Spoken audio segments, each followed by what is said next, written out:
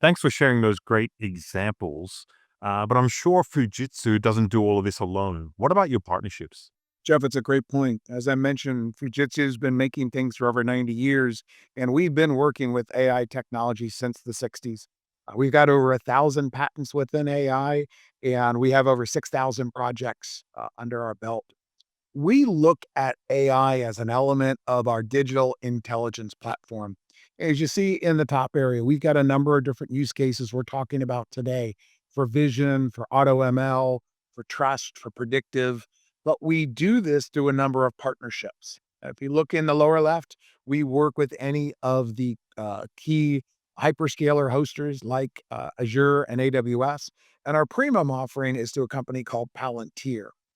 The other key element is you can't do this with tools. You really need to have it so that understands what are the business needs, what does the operating support look like, how do you manage these systems that continue with the service, and how do you ensure not only the first project but the success continues long after. Cohere is one of those key partnerships that were recently announced, where Cohere is a very unique company for language translations. They actually embed the code within the customer's enterprise. So it's not exposed to any of the external risks of some of the other common AI translation tools. But having Cohere as a partner with Fujitsu, we began with Japanese translations, which are one of the most difficult within the industry, and now we've expanded it into a joint development, really a best of class approach to do multi-language communication support. Palantir is one of the other key leaders that we partnered with a number of years ago. We looked at Palantir because we needed it for our own supply chain management, for our own manufacturing planning. And we did, after our first pilot, we did a pre-buy of the licenses so we could take our existing models, we could take what we already learned and proved, and then apply that quickly as a service within our partners. Palantir uses an environment that provides a control tower view. It's referred to as um, within their Palantir network. The control tower allows views in these different business arenas. So you can think in terms of production management, inventory management, procurement management, supply chain management, sales, and we've even released a few others which will help in terms of goods movement, dispatching, logistics, container support, and really any area that a company might want to look at real-time detailed information in this environment. Let me just talk about in terms of spare parts allocation. Every company's got a customer service that might be managing support desk requests. There might be requests that will come in to look at different part centers around the world, understanding what's the need at that point in time. It was very challenging manual, but with the use of the Palantir system being downstream of their ERP system, bringing in non-SAP data, being able to cleanse this data and compare the data and create their own dashboard now gave visibility to out of stock, compatible replacement parts, and have those timely decisions and rationalization of those spare parts. You know, lastly, within the Foundry tool, it's allowed users to take a look at their operations. And in this case, we looked at contracts, understand what are the different contract types, the proposal requests from a number of years, do comparisons for previous return on investments, understand what is the selling team trying to achieve within these different contracts, and to be able to gain a higher efficiency as they're reviewed. And similarly, when you look in terms of projects, each team is always overburdened with the demand from the business to create different projects at a different timely fashion.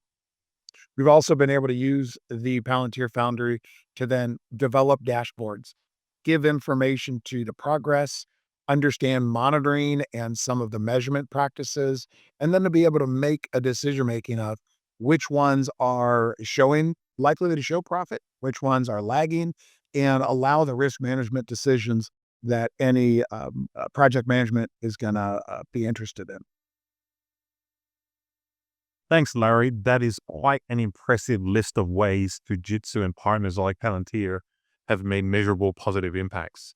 So, how do companies put these ideas into practice for their own factories? Now, there's a term that Uvance has launched a few years ago called UVance, universal advancement. Because as we look at an enterprise, it really does need to be a circular enterprise as you're taking this data to analyze it, planning your actions, you're producing your products, you're distributing them, and then you're looking to conserve. Can I repurpose? Can I reuse things around my enterprise? And to be able to do that, it truly takes a very structured approach that begins with a partnership of discovery. We look at these transformations across the enterprise as not something that you can just turn on in a matter of weeks. We walk through the discovery process to measure current state. We want to understand what your current measurements are, what your domain expertise is, what are your past points are, and from that, co-develop that gap analysis. Understand the requirements that might be within your technologies, within your processes, your organizations, your staff, and your business, and develop that roadmap that gives you a method to then work towards engineering, quality, maintenance, operations, and provide you with that report to then look at what is the best case to move into maturity. We look at one example of a very challenging migration using some of these tools, and that's the deployment of a predictive maintenance engagement. Again, it's a number of different data points that are going to come in. It's going to take a tremendous amount of analysis, learning within your organization, training the AI model within your data sets. And so we begin with this phase one exploratory engagement. We validate it through an initial phase two deployment, prove it out, and then enable you to deploy that through your entire production site within your different process lines, your division, your region, and even your business unit. And the way that this is viewed is Fujitsu uses a term wayfinding. It's knowing where you're going based on where you've been. And this approach will go through a phased engagement. As I mentioned in the discovery, we'll host the interviews with a number of key individuals, look at the data, cleanse and compare that data, and consolidate it into an actionable information. And from that, we co-create what your capability planning looks like, what you can achieve, and how you can apply lessons learned either from other companies that are similar or past examples, and then to be able to develop that execution roadmap as you go towards that digital vision. These are a lot of data points, a lot of technologies, Jeff, but I always look at this. This really are the big ideas that Fujitsu does well within North American manufacturing. Thank you so much for sharing your insights and your experiences. Now, I'd like to open it up for questions. If you have a question for Larry, please type your question into the chat and Larry will answer them on the fly. Thanks.